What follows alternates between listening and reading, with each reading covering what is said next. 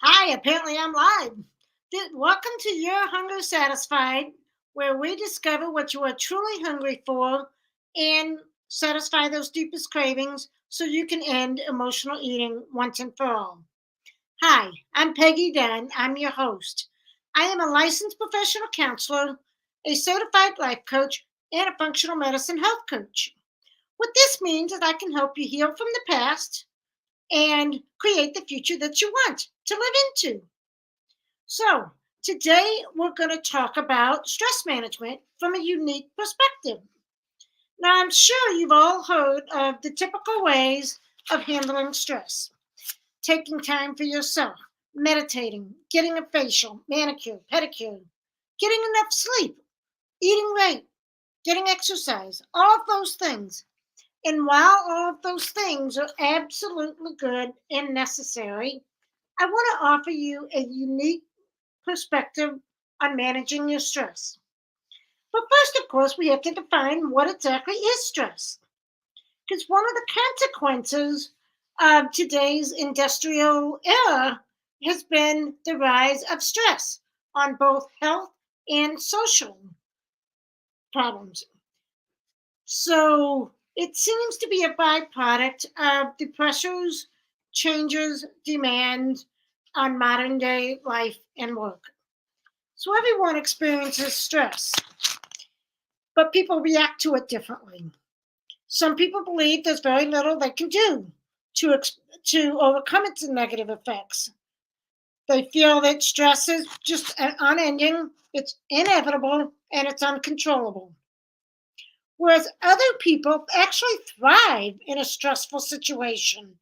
They get that adrenaline rush, they find it stimulating, inspiring, and even get excited about it. They love that pressure. So obviously, it's an individual response, and it can be a positive one or a negative one. A stressful situation, having a baby can be very stressful. Getting a promotion at work can be stressful. Getting fired from that job could be stressful. So it's positive or negative. And it's important to differentiate between stress that people perceive as a challenge and stress that is debilitating and can be a threat to well being and health. So, stress is defined as the non specific response of the body to any demand made upon it. In other words, change. But contrary to popular belief, stress is not pressure from the outside. Whether it's the divorce, the death, the brand new baby, the vacation, those are stressors, yes. But it is your response to those situations or stressors that constitute stress. And this distinction is very important because stressors are those multitude of daily occurrences that call upon you to adapt. But stress is actually your response to your attempt to make the adjustment to the situation. So, how do you develop your coping skills? Well, once your personal distress signals let you know that stress in your life needs attention, the management decisions are up to you. Stress management doesn't mean getting rid of all the stress, because otherwise you're dead. People who are dead don't have problems. People who are living have stress. It's just that simple. Rather than making thoughtful choices about which stress to keep and which ones to let go. So, what are some of your coping skills with stress? You might say, I don't have any. I just do what comes naturally. But what is it that comes naturally to you? That's the question. A coping skill is nothing more than a way to adapt to stress. For example, what do you do when someone at work says, can you do me one more favor? Do you A, throw up your hands in dismay? B, say nope? C, scream and shout? How dare you ask me this? I've done enough for you already. D, do you pout? Yeah, I do it, but I do it with an attitude. Or B, E, I'm sorry. Do you bargain? I'll do this for you if you do that for me. Or F, do you automatically say, sure, no problem, with that knot in your stomach? No matter what response you chose, all are ways to cope with stress.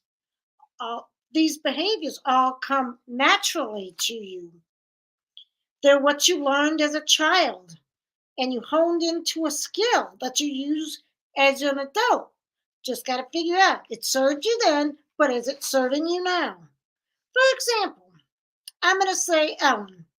Ellen, when she was a child and she felt unhappy, she went off by herself, sat on a riverbank, and just go fishing and daydreamed. But at 20, as she grew older, at 20, she found herself hopping in a car and taking a long drive. At 30, she decides to go for a jog and do some exercise. But she actually loves running because it gives her a chance to run and just get away from it all. That's one of her natural coping skills. Bruce, on the other hand, he was praised, even maybe given an allowance for cleaning his room or helping Dad with the lawn mowing. At 20, he makes the honor roll. He gets pats on the back from people at home. He gets even great job offers when he earns good grades, when he does good work, and he makes a name for himself. At 30, he's busy climbing that corporate ladder. His efforts are rewarded by promotions and praises. Silly me. So, accomplishing something is Bruce's coping strategy. As you can see, it can be good or it can be bad.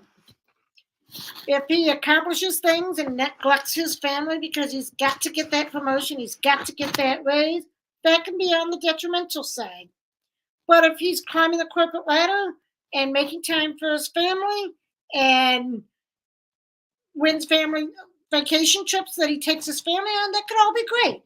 So it's a matter of perspective, which is a very important word, by the way. Watching TV was one of my early coping mechanisms. This got me away from reality for a while. And it still is today, although I have modified it. It's not an every night thing. It's not something I do to escape reality as much, except my example is as a counselor, I help people all day long, every day, overcome their past and create a better future. But I notice sometimes I just get what I call peopled out. I don't want to hear your problems today. So, and that usually I'm noticing a pattern over the years. It happens about twice a year that I just get peopled out and I go on a movie marathon from Friday night to Sunday.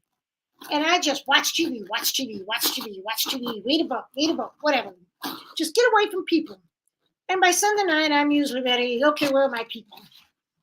So now, keep in mind, this is not just another Facebook Live on stress management. So what am I going to share with you that is so unique? Well, I'm going to share that first there are 4 areas of coping skills. Now, I'm going to go over each of these very briefly because I cover this in much greater detail during my Your Hunger Satisfied coaching program. So, the first area is personal management. This is where you make better use of your time and energy. And this is particularly good when you feel as though life is out of control, when there's too much to do and not enough time to do it, when you're spending too much time on busy versus productive things, when you feel out of step with yourself, when you're just not sure what you want. I mean, face it, there's 24 hours a day in everybody's day. There's 365 days in a year in everybody's life. So why do some people always seem to have plenty of time to get their work done, to play, to visit friends, care for their homes, relax, while others are frantically racing against the clock and are never able to catch up? Which is me, by the way. I'm still working on it. It's a work in progress. So watch how they budget their time and energy, and you'll have the answer. There's valuing skills to help you determine what's important to you. There's planning skills. that help you turn your values into action plans. Commitment skills, which give you ways to put those plans into action. Time skills help you cut down on wasted time. That one I'm working on. Pacing skills save you energy. Now, the second area is relationship skills. This is where you change the way you relate to people around you and to your environment. So, contact help you meet new people. The art of forming friendships. Trust your instincts about how's it going. Not all interactions will be successful. Try new behaviors. Introduce yourself to one new person. Smile at everyone you meet. Greet them by name. Listen. That's the second part of it. Listen to their feelings. Accept all feelings. Does it without judgment. So, and assert yourself. Learning the art of saying no. So the next area is, I forgot to mention, master your environment. Throw out all that clutter. Clutter is stressful. Your physical environment impacts your mental environment. Decorate for comfort, for beauty, so that you go into the room and enjoy going into the room instead of, oh my gosh, I got to clean this stuff up.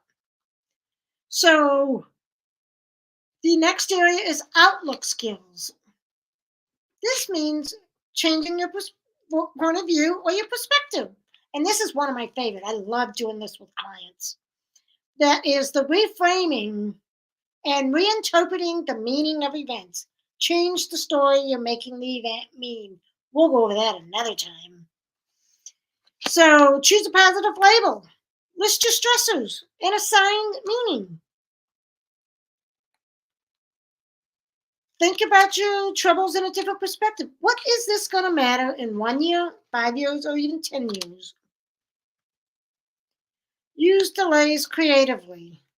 That's why I always have a book that I'm currently reading in the car with me. If I get stuck in a traffic jam, no problem. Now it's my relaxation time. Change in perspective. So, adopt an attitude of gratitude. You would be shocked at how this helps your mentality. Surrender. Let go of the things that are outside of your control. That's why I love the Serenity Prayer. Accept the things I cannot change. Change the things that I can. And be smart enough to know the difference. Yes, that's very much paraphrased. I admit it. Faith. Accept the unknowable. Oh, that was a tough one for me over the years. It's all about control. Faith is letting go of control, of the unknown, of the unseen. Oh my goodness. So use tragedy to look within and learn the lessons that it's meant to teach.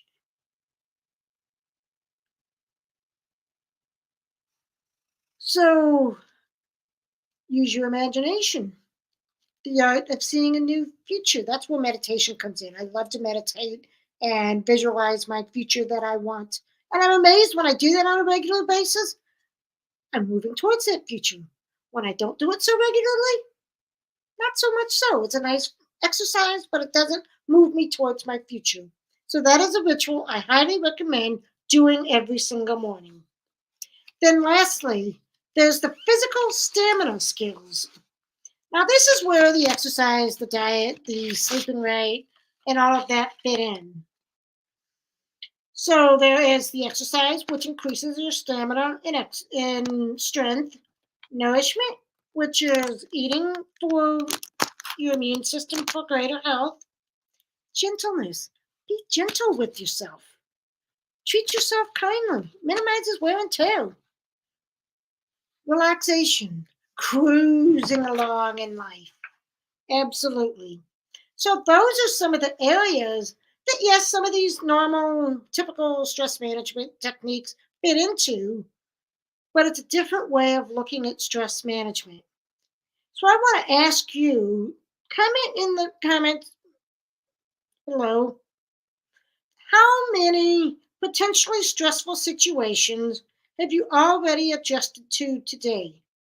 And while you're answering that question, in a good way or a bad way?